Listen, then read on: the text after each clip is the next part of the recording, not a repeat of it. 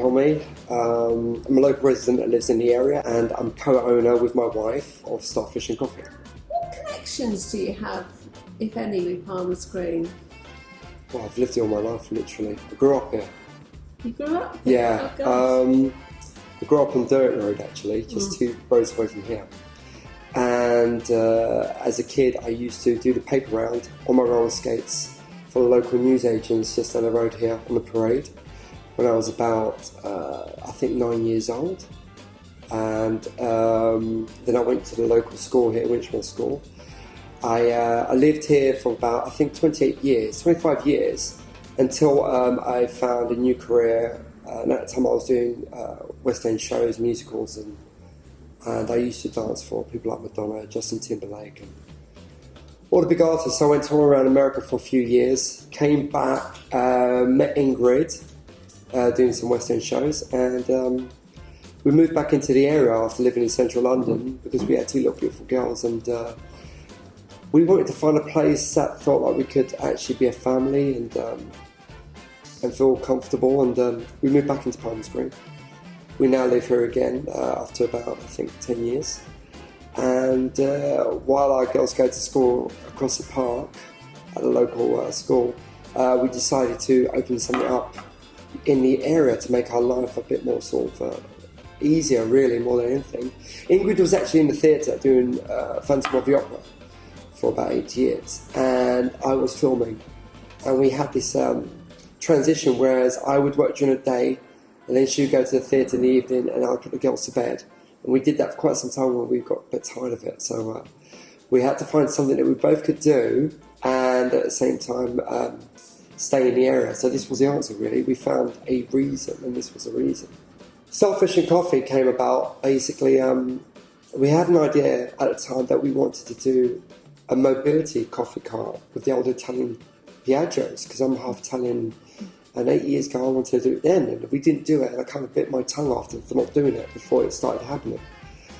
And this was kind of fate, because I grew up knowing this as an estate agent all my life, and skateboarding past here, and building ramps in a park, and it was one of these shops that we always wanted to have. It's kind of one of those things that always floated back in your mind, and I think when NT-Web came in, we kind of felt like we're being shortchanged, that we didn't know about the shop being available, and it was one of those little dreams that were always floating.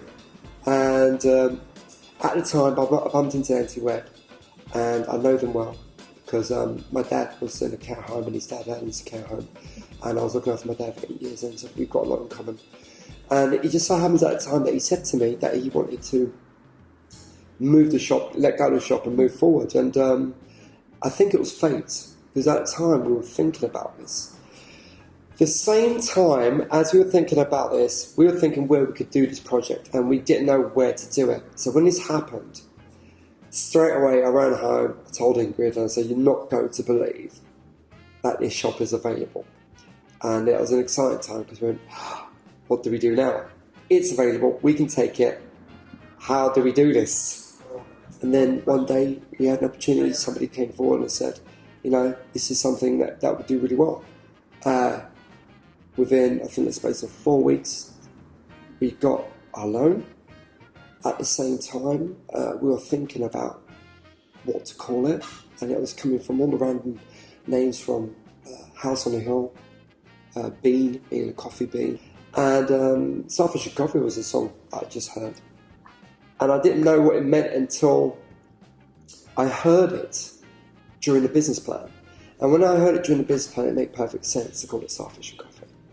And the reasoning behind that is Starfish and Coffee is a song written by Prince. It's about 2 kids going to school, carrying a lunchbox. And one kid opens up his lunchbox, and it's plain old sandwiches. The other girl opens up a lunchbox, and she has a Starfish and Coffee in it. So completely random. And I got it. It's a metaphor. It was basically saying, don't take us all by face value. We're all creative individuals, and we're special, and we all should be accepted for who we are. So at that time, it was kind of, there was an epiphany, could you say, of what represented us.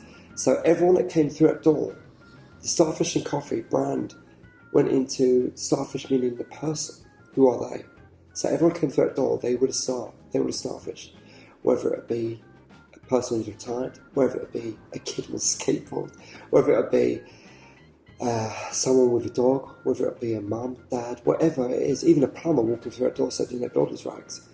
Everyone was going to be greeted the same way and welcomed into our living room the same way. And that's the Starfish. What do you love? You love coffee, you love food, what do you love? Everyone's accepted the same way. And that's what Starfish and Coffee represented. From day in, day out, through to the weekend, we get different customers. So, I mean, during the week, we get a fab relationship with our neighbours in the community.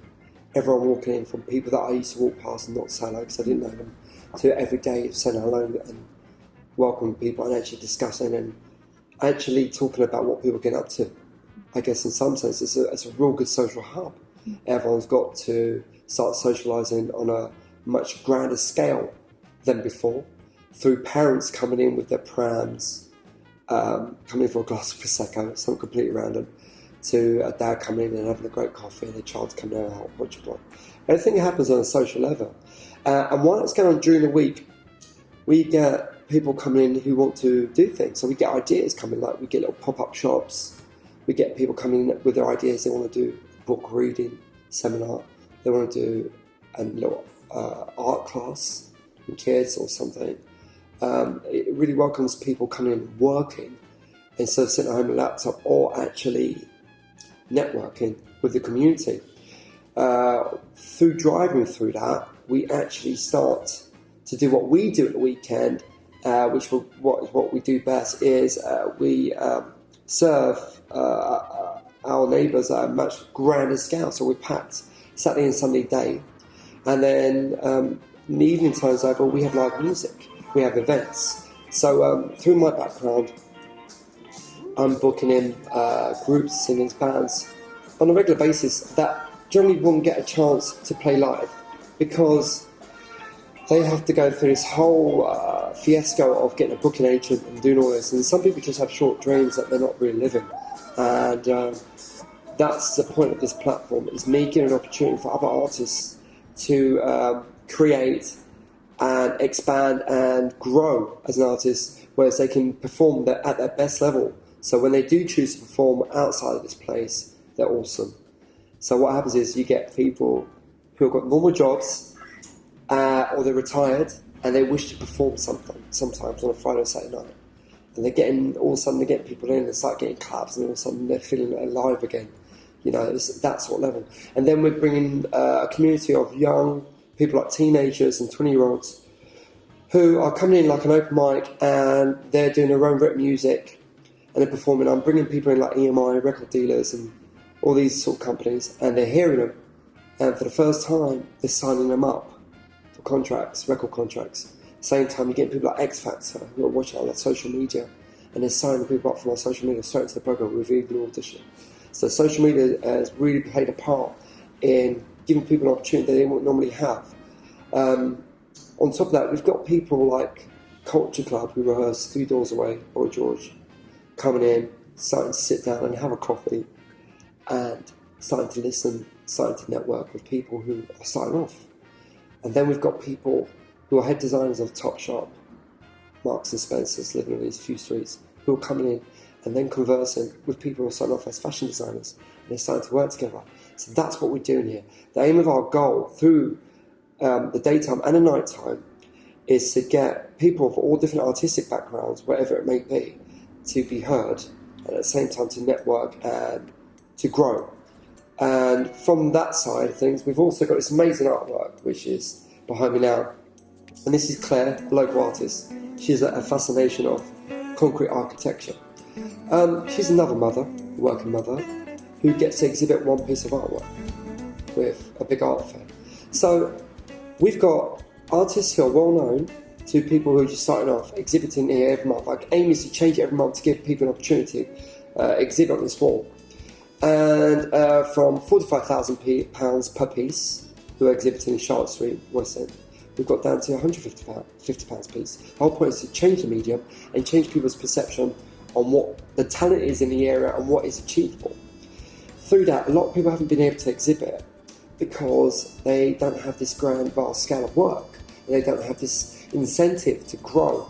So what we did with 10 months' work is to bring together, I think for the first time, a large art festival into the area. And the reason behind that was a lot of people weren't able to exhibit on this wall. So we thought, why don't we give all these other artists an opportunity to exhibit on a smaller scale, but with a large number. So we managed to get 27 artists come together over 10 months who hung their work in collaboration with the Palm Screen Festival. Phil, we got talking and said it'd be a perfect time to introduce that. So we booked it on that specific date and hung it on the pavement side of the fence. And I guess what we achieved from that was a lot of artists coming out their shell from the home, exposing their inhibitions and showing who they are with their work. A lot of people who were shy before, at the end of the day, weren't shy. And all of a sudden they were talking to all their neighbours. The neighbours realised who they are, what talents they had, and all of a sudden they started networking with all these other artists. By doing that, they will have the opportunity to expand to this. They will aim for a year later or 6 months later to do a large scale of artwork. So what we try to do is, with this, I would say it's a social hub by day, and by night it's an art house.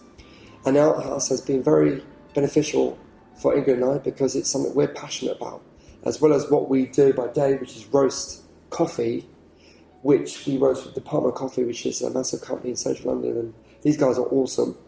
And we bring the best coffee that you can get in London, and we change it every 4 months. And all these objectives that we're doing with the art festival and the music and everything, we're bringing all this to the area. We're actually putting something into the area that the people need. This won't be here for long. The community are not going to have everything that's happening right now. It's going to go back, and they're going to be asking, why can we not have this opportunity? Why can we not have that opportunity? We're giving these opportunities right now that the people deserve. And in order for us to keep on doing that, we need to survive. We're parents, we have kids, we've got to pay our bills. Right now we're not paying any of that, we're paying for staff. And we need to cook food, we need to grow. And in order to do that, the council has to give us permission. They basically have to say, yes, it's okay to cook food here. That is a simple process of applying for an A3 license. We're currently in an A1, A2, which is a retail business. Retail businesses do not survive on this parade. It's a known fact. Estate agencies, I find it hard to survive. This parade is thriving with food and coffee and people socialising. You know, there's more than enough space here for that. There could be another 3 of these, and people would love it. It would bring in a vast trend at the weekend where people come and they would socialise and eat and drink together and get to know people from other areas. That's what this place really needs. It needs community actually socialising. That means a hub where people socialise. So obtaining this A3 licence is exactly that. It's basically saying, Aykut, Ingrid, we want you to stay here. We want to give you this opportunity to have this licence and grow and find a way of surviving. And in doing that, we can bring the best food, the best coffee, and complement the rest of the other shops that are currently doing here with their own food and drink, and survive and be here. If we don't get that, I can't see how long, as a business, when it comes to digits, how long we can survive. And it would be a real shame, because what's going on here is something new and amazing, I find. We would like to be here a lot longer. That's how important us obtaining that licence is.